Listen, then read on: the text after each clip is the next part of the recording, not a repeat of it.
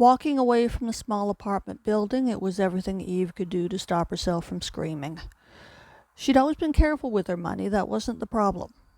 Miss, I don't know where you've rented from in the past, but no one moves in the middle of the month. Come back in 2 weeks and the place is yours. It's still occupied. She signed the lease and forced a smile and walked away. Passing a store window 2 blocks up the street from the building, Eve glanced at the window and stopped, then spun around to look behind her. No one was there. At the same time, Eve knew she could draw the vision she'd just seen. It was an immaculately dressed man in a formal black suit. His face was grave and made up of angles. Eve forced herself to move on. She checked out a series of rooming houses. They stank of cigarette smoke and urine. The picture of the strange man settled itself into the back of her mind. Eve paused in the courtyard in front of a large homeless shelter. It seemed to double as a community center. People were going in and out or simply standing around. The feeling was relaxed, almost friendly. A man dressed a little better than the others came out and stood on the step. He wore a name tag. His eyes met Eve's and he smiled. Then he beckoned with a nod of his head toward the door. Letting her decide whether she wanted to accept his invitation, he entered. The door slowly closed behind him. Eve moved to take a step, but instead of moving toward the door, she walked away. Someone was watching. She didn't want to accept that man's help, but someone was watching. The thought made no sense. No one was watching her. She was invisible.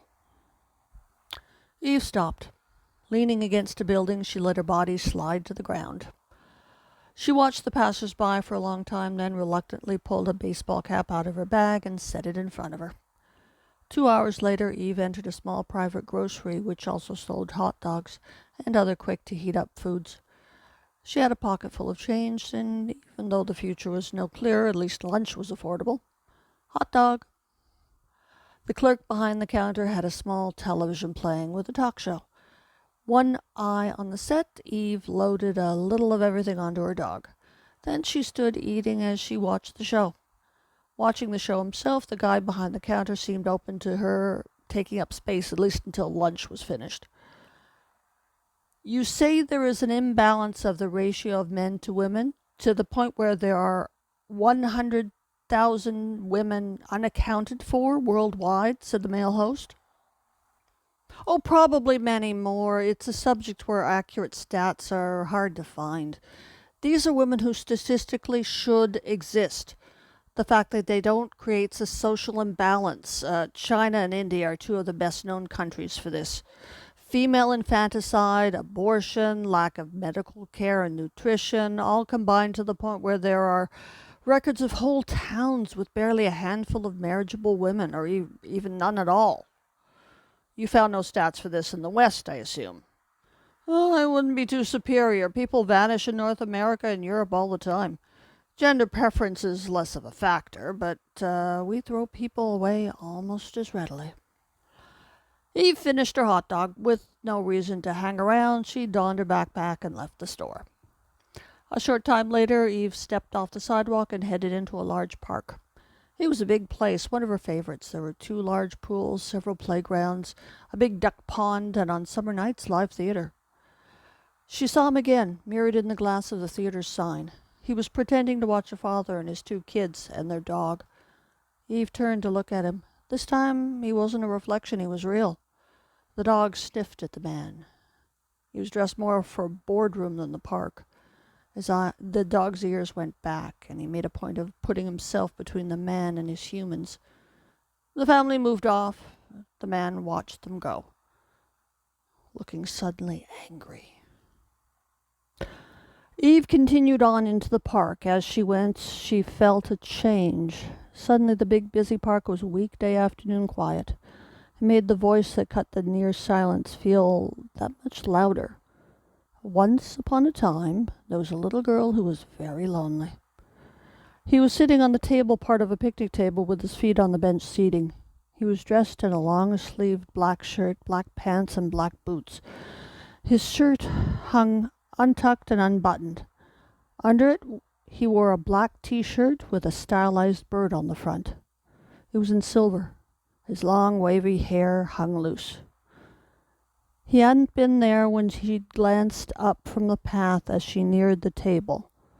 Now, just as she was crossing in front of the table, he was there. Eve looked back at her well-dressed shadow, then at the rocker boy on the table. "Call me Jude, and no, we're not twins." "Jude?" "Yeah, you could say I'm a collector. I collect lost things." Eve began to feel cold and tired. What's going on? A game? It was a statement that made even less sense than being shadowed through the park by a guy dressed like a banker. A what? You've been lost for a long time, haven't you, Eve? Eve found herself staring into his deep, open eyes. Who isn't? The counselor at the shelter could have helped you. He's a good man. You think I should go back? Jude shook his head slowly, sadly. Sometimes people can go back, most of the time, actually. This time, no. He pointed at her feet. She stood in the center of a square marked out in what looked like red paint. Like Jude, it had appeared out of nowhere. What's going on? Who are you? Eve, there are limits to what I can do and say here. Thankfully, the limits also apply to him. It's all about free will. Something Jude said caught in Eve's mind. Wait a minute. How do you know my name? How do you know about the shelter? Ignoring her questions, he continued. You're a pawn in a game, Eve. You get one move. Forward, backward, to the side. It's all about free will. You have to pick. What if I don't want to play? The power Jude put into his answer made Eve believe every word. You don't have a choice. Every evil thing that ever happened to you, every bad decision you ever made has brought you here. Try and break the rules and you lose. You get one chance. Eve nodded in the direction the path was heading. Forward follows the path into the ravine. I've been there lots of times. It's just a nature path. She looked back at Jude. He knew it wasn't the whole truth. At night, sometimes you do get meth heads down there. That's the real reason I didn't get that next gig. If you're the star and you overdo the party favors, they send you to drug rehab. If you're just the sound girl, you end up unemployed. Eve looked back at the silent man in the expensive suit. He smiled and bowed. The dog didn't like him.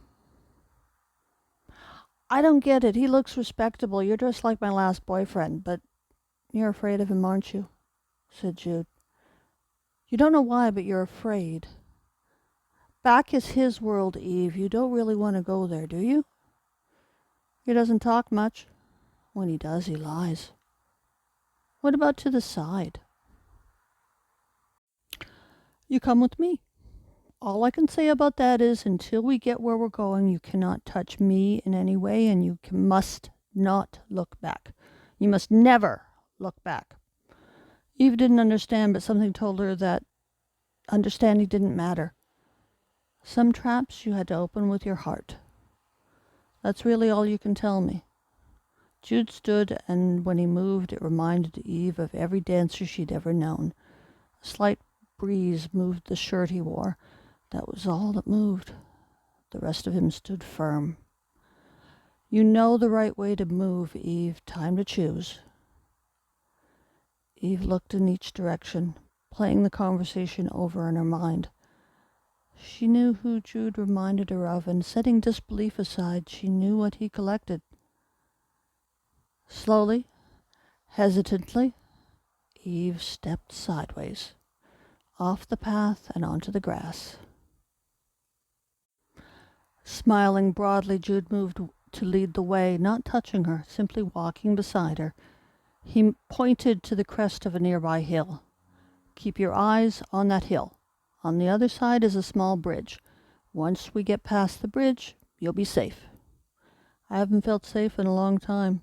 Hey, you like classic rock? Oh, who doesn't? We better hurry. Band gets together pretty much every night. They're the best. Eve didn't look back. She didn't have to look back to know the strange man in the expensive suit was seething with anger. She knew his eyes were on her back, watching for any sign that she might turn her head. Would they let me do sound? Oh, I think we can work something out, said Jude. Now running at Jude's side, Eve crested the hill and was gone.